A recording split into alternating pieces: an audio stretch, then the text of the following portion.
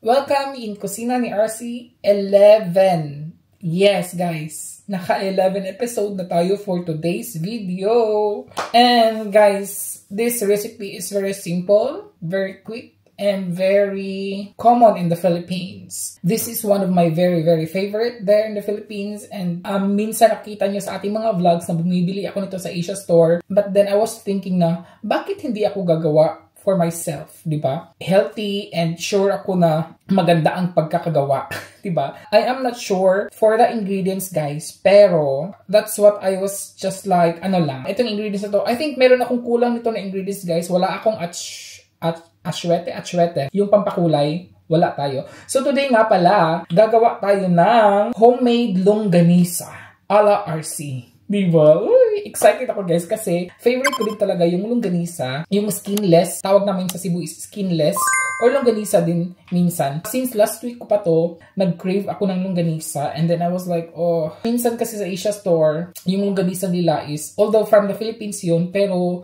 alam mo, yung taste is very different talaga kung fresh gawa. You know what I mean? So kaya, I was like, okay, magpapabili ako ni partner ng pork lang talaga siya, guys. Pork, ground pork na with little bit of fats. Hindi to siya yung nakapack na, kasi yung nakapack na, guys, wala silang pure na pork. So, binili to sa talaga, dun sa Mitskilay tawag. So, to siya? Pure pork lang talaga to siya with fats. First, we will do, imamarinate lang muna natin yung ground pork. So, i-mix lang muna natin yung all the ingredients. And then later on, mag-roll tayo. And then, yeah, this is very simple lang, di ba? Yeah, I thought na mahirap ang longganisa, but then I was like, oh, ito lang pala yung ingredients ko. Like, 1, 2, 3, 4, 5, 6, 7. 7 lang yung ingredients, guys. And it's very simple lang din pala. Our ingredients nga pala is, meron tayo ditong garlic. Ano to siya, guys? Garlic oil to siya na ginawa ko na matagal na. Gagamitin ko na lang din siya. 3 tablespoon or 4 tablespoon to siya. Meron tayong 2 tablespoon ng flour. Meron tayong ketchup na like 4 or 5 tablespoon. Brown sugar, mga 1/2 cup. And then of course, our pepper and salt. Yan lang, guys. Wala akong other preservatives. Wala. Very simple lang talaga to. This is homemade nga, di ba? We will start now by putting the sugar. And then maglagay din tayo ng, kasi may oil pa siya, but anyway, it's okay. Homemade na, di ba? So, again, discover, create. Ayun. And of course, our ketchup. Ayan. And then of course, our flour. This is para magdikit yung pork, guys. Yung ground pork. Yan lang naman. And then we're going to add pepper. Gusto ko madaming pepper. Dadamihan natin ng pepper. This is very easy, right? After this, i-marinate ko na ito mga 1 hour, guys. Before natin siya i-roll. Yeah, gusto natin madaming pepper. Yun. And then salt. Maglagay tayo ng salt kasi meron tong sugar. Ano lang, guys, mga 2 teaspoon lang siguro. Teaspoon. Yeah, teaspoon is, di ba? Maliit. Yun. Maybe 3. Di ba? And kailangan natin siyang i-mix with the hands, guys, para talagang manunuot-nuot yung lasa sa pork, di ba? And just simply lang ganyan. No, diba? Hanggang siya mag-incorporate. Naano ako sa guys. Sayang wala akong atsuete, pero yung ketchup naman is nagpapakulay din naman siya, no? Maganda to. Parang naaamoy ko na yung longganisa, guys. Hindi pa tayo tapos, but then, naaamoy ko na yung longganisa. I think I'm going to add ketchup para naman hindi siya masyado guys. Mag-add lang tayo ng ketchup. Ayun.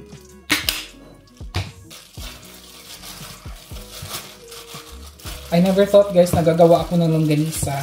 Since wala tayong atsuete, diba? So, dinamihan ko na lang na siya ng ketchup. So, pwede na ako magtinda nito.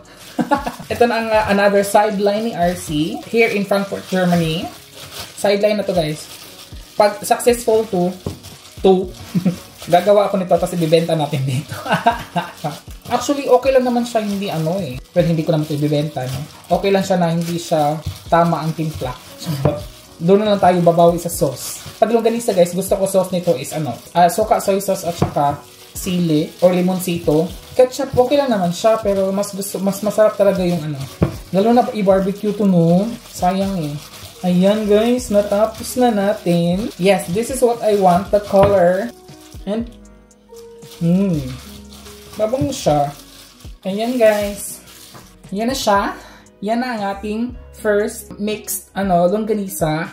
I will just leave it like, at least 1 hour. And then, before natin siya i-roll guys. And it's time to wrap our longganisa. So, ganito lang guys. Meron ako dito plastic folie. And then, mga lang siya guys, mga 30 minutes lang siguro to siya nakababad. And then, yun na. Yes. Ang bango. Well, siguro guys, kulang lang to siya ng atsuete, pero doesn't matter. Para siya magpantay, gagamit tayo ng cups. 1/4 cup or it's up to you guys kung anong gustong laki ng ng inyong longganisa. Ako mga ganyan lang siya guys. Para 'di ba same size lang din siya, 'di ba? 'Yun. And then just put it there. Hirapan pa ako. Ayun. And what I will do is ganyan lang siya. And then i-roll para namang mahirapan tayo nito. Ayan. Ayan, okay lang yan naman. Diba? So, ayan lang siya. Para nung nagbabalot lang ng candy. Ayan, guys. Ayan. Diba? Saktong-sakto talaga siya, oh. Saktong-sakto lang siya, guys. Ayan lang siya. Anyways, guys, after nito, i-freezer natin siya, eh. Para hindi siya mahirap, diba? And ayun guys, ang ating na out of speech, charot. This is our now homemade longganisa. Look naman, uy. Look naman. Para lang talaga din siyang longganisa, 'di ba?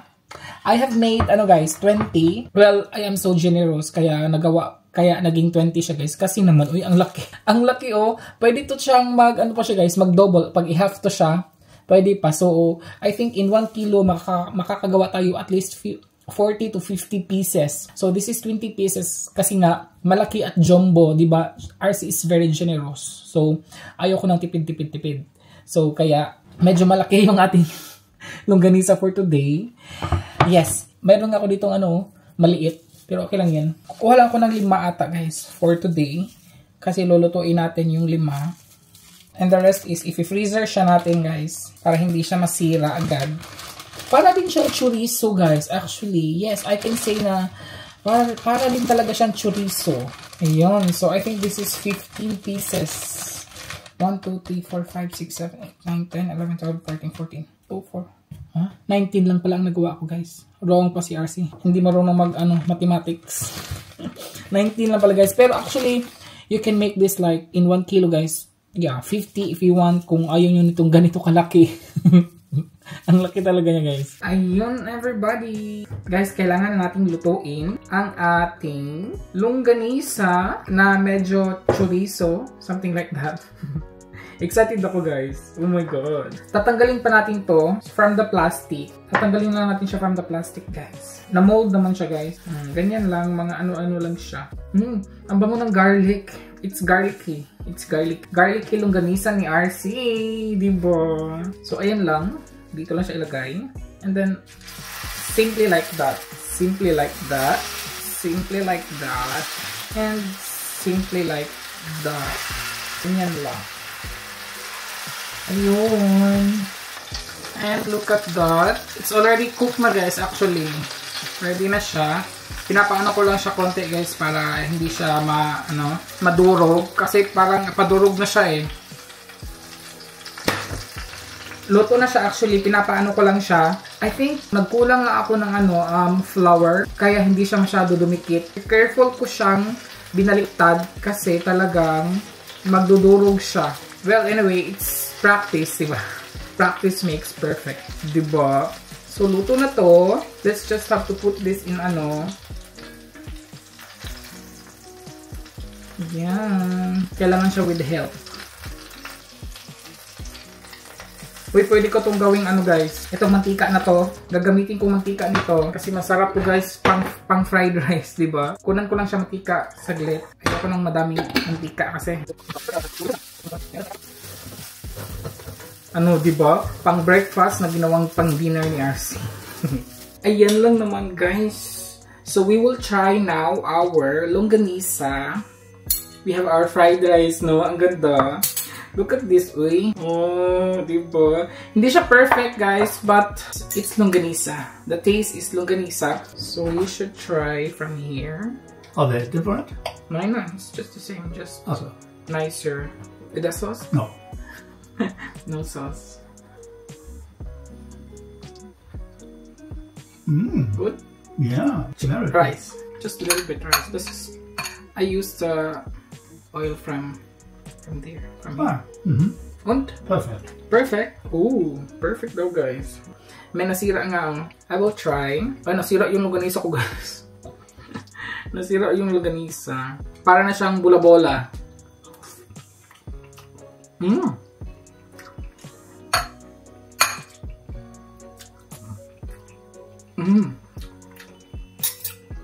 You want to eat? Please, yes. Yeah?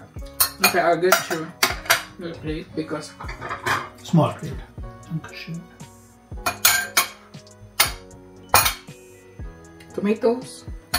Oh, yeah. Gurke? No. Yeah. No. Yeah, du hast gesagt.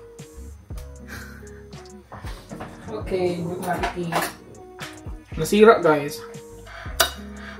Yeah, yun nga, as I said, kulang tayong ano guys, pandikit para hindi siya masyado maano.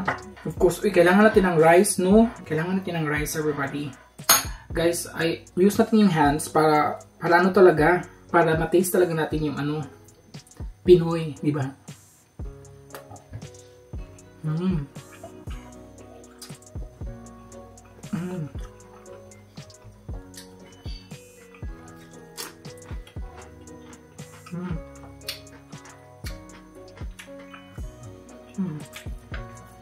Kailangan kong ganito.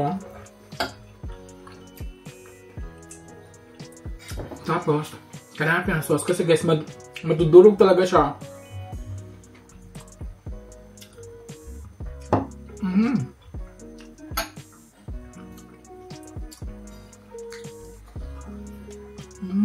Sarap.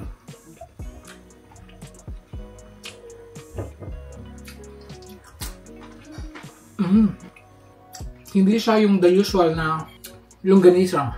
Kasi guys, madami kasi siyang meat kesa sa fats. So, kaya yung taste niya is ano talaga. Pero masarap. I like it very much. Ipagpapatuloy ko na muna yung aking dinner. Dinner ko na to. Maraming salamat po sa panonood. Thank you po. Until next time everybody. Ingat. Cheers!